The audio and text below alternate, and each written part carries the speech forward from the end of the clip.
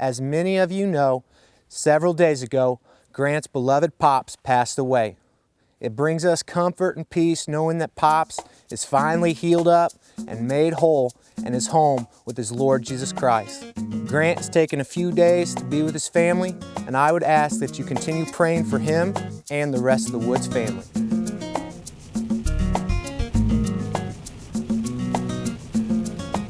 Recently, Clay and I had the opportunity to travel to Nashville, Tennessee to the National Wild Turkey Federation Convention. The NWTF convention was chock full of turkey calling contests, hunting gear, and everything in between.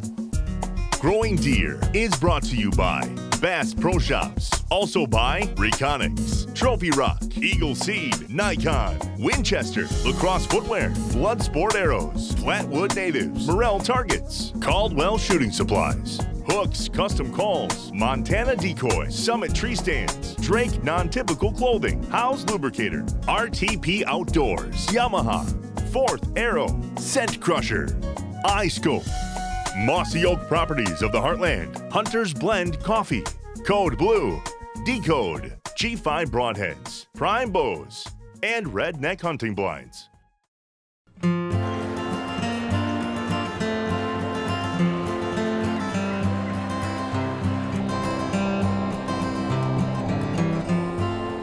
Even though we enjoyed taking in all the sights and sounds of the convention, we were really excited to talk to fellow turkey hunters and landowners. First thing Saturday morning, Clay and I headed to the RTP Outdoors display and met with landowners to help lay out habitat and wildlife management plans for their properties. Here's the close-up. This is food plot, this is food plot. We feel like we've kind of plateaued and we don't own this farm. I think the biggest thing for you guys is just going to be adding food. You're having bedding here right up next to food. We want a space in between. It's really hard to get in and hunt without busting deer because they'd be better right here. They only have to go 10 yards, 20 yards to get the food. They're right on top of you when you're coming in. We actually threw crimson clover in our fall blend. It's going to flush, this spring and kind of real hardy. Right there in that stage where they're going to hit it hard. And then by the time it's down, we're going to have beans on the ground. And your beans, you're not fertilizing them either. If you start beans in a new field, never been there before, you're just drilling beans and terminating everything else, and then you're coming back with your winter mix in the fall. Exactly. Every property we looked at was a little different. Some already had food plots established, bedding areas, and hunting locations, while others were just beginning. I started using oh man, Code Blue too. They really brought him in. I was using the Code Blue doe urine. Oh, He came straight downwind of me, just sniffing. Nose up, just coming in. Awesome. Man, that's a great deer. Congratulations. Any food you can get in here, I'm going to say this is going to be more of what they're going to consider cover. Is they're going to be up in these cedars, and with this open timber, what's going to happen is you want food, as much food as you can. And for hunting wise, I'd probably do smaller plots, little hunting spot on a travel corridor from here as they're coming through here. You can do all this with a chainsaw, all these cedars. You don't have to spray the stumps or anything once you cut it. You cut an area, let it lay for 2 years, and then you're gonna burn it. You can burn it. And then once native grasses and stuff come in, you're going to start, if you can, try to be burning that and trying to keep saplings from coming up. On smaller properties where large plots just weren't practical, I recommended that the landowner create small hidey hole food plots to create bottlenecks and great hunting locations. That's kind of where seeing a lot of bucks, seeing a lot of does. No, what do you see? We don't see a lot of bucks. How are your food plots? Are they eating to the ground or? Right now they're bare. I mean, they look like mud. What are you planting in these? I thought about opening this plot. If you can get some of these plots a little bigger, I think what you're gonna end up doing is if you get these bigger, you create more bottlenecks, and you're also going to maximize your food acreage.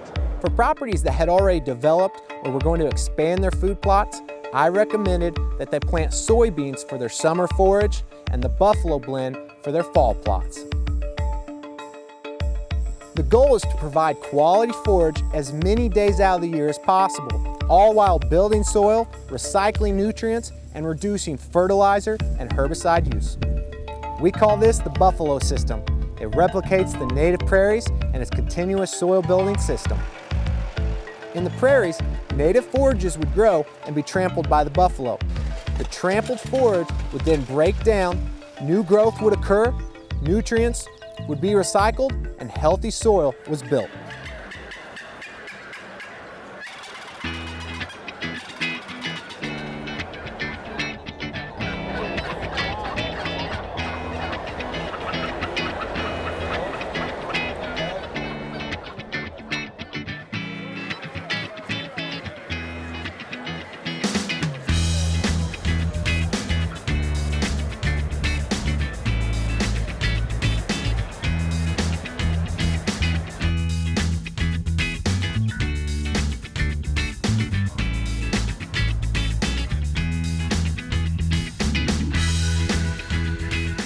After Clay and I had left RTP Outdoors, we headed over to visit our friends at Flatwood Natives.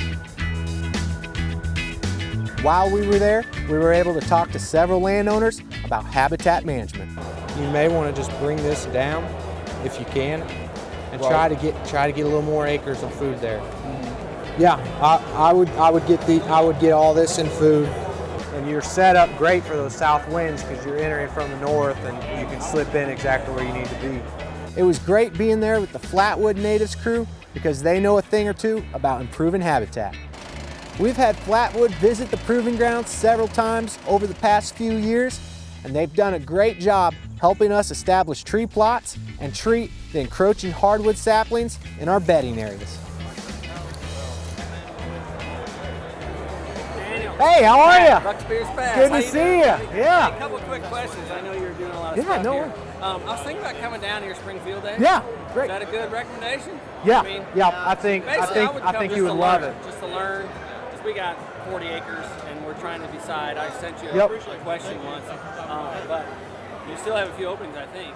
Yeah, I think we got about 30. Okay. Is the last I knew as of yesterday. Okay. So I'd hurry up and go ahead and register. I was thinking about But coming down to that. And also, when you, like today, you ask people to bring their maps. What's the best way to get a map? Is there a better site or? we really like Google Earth. Okay.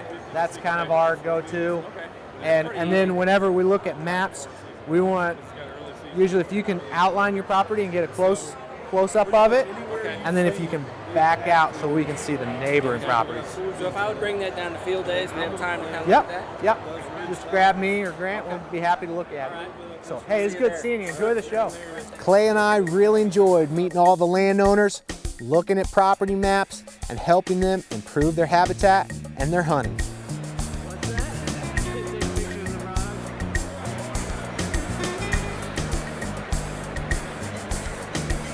Of course, Clay and I had to take a little time to walk around and enjoy the convention.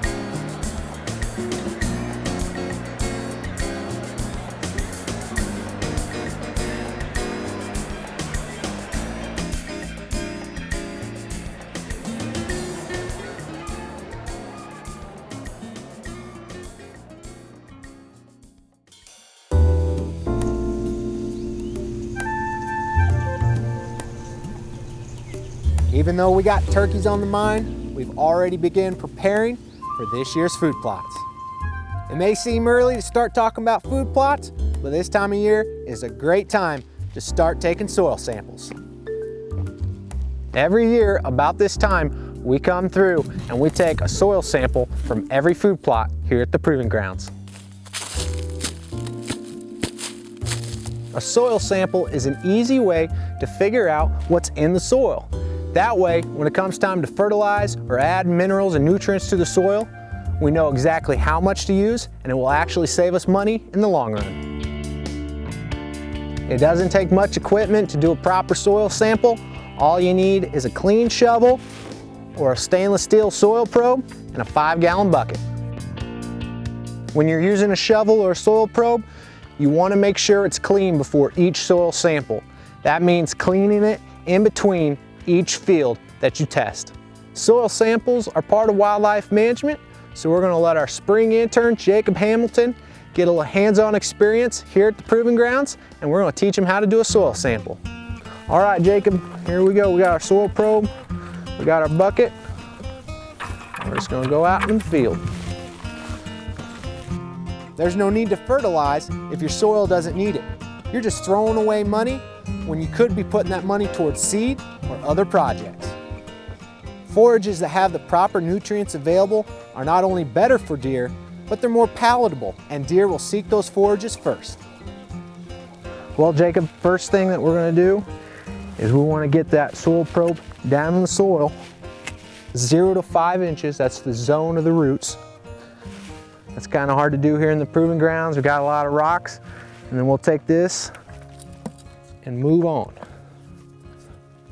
So as we do this entire plot, I want a good representation. We're probably going to do 10, 15 samples on this end of the plot. And we want to get high, we want to get low, we want to get in the middle, and we're just randomly going through and taking soil samples. See all those pieces of rye and wheat? They just go right in there. If we get a big rock or something, we'll throw it out, but we want everything right in there.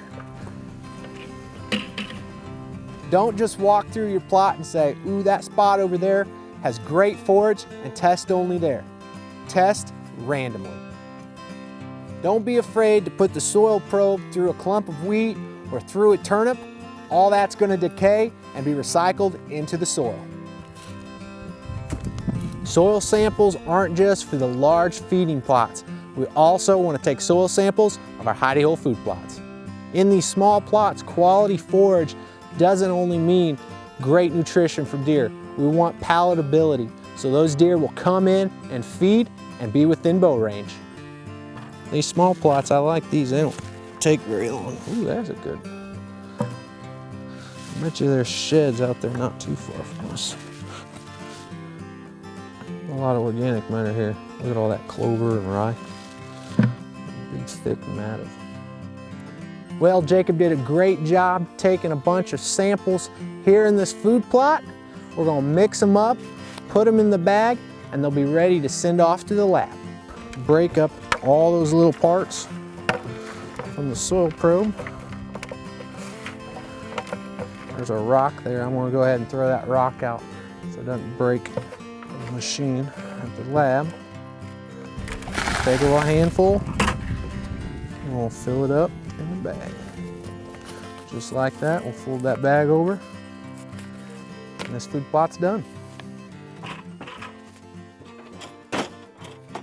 Over the years, we've created a list of all our food plots with a corresponding number. When we send the bag in, we just send it labeled with the number, because we know that number 23 is Blue Hole, 34 is North Boom, and so on. This makes it easy for us as we track our soil samples year to year. It also makes it easy for the lab. They don't need to know the name of your food plot. They just need a number, and they're good to go. When we've taken the soil samples from all our food plots, it's time to box them up and nail them to the lab. Over the years, we've tried several different labs, but we have found that Waters Ag has great results, and that's where we send our soil samples every year. It won't be long before we get the soil test results back, and we can't wait to share them with you. If you're getting ready for turkey season or you're thinking about food plots, subscribe to our channel for weekly updates and tips. I'll be honest, this past week has been a difficult time here at the Proving Grounds. But the Growing Deer team has found peace in our Creator. I hope you slow down and take time this week to listen to what the Creator is saying to you. Thanks for watching Growing Deer.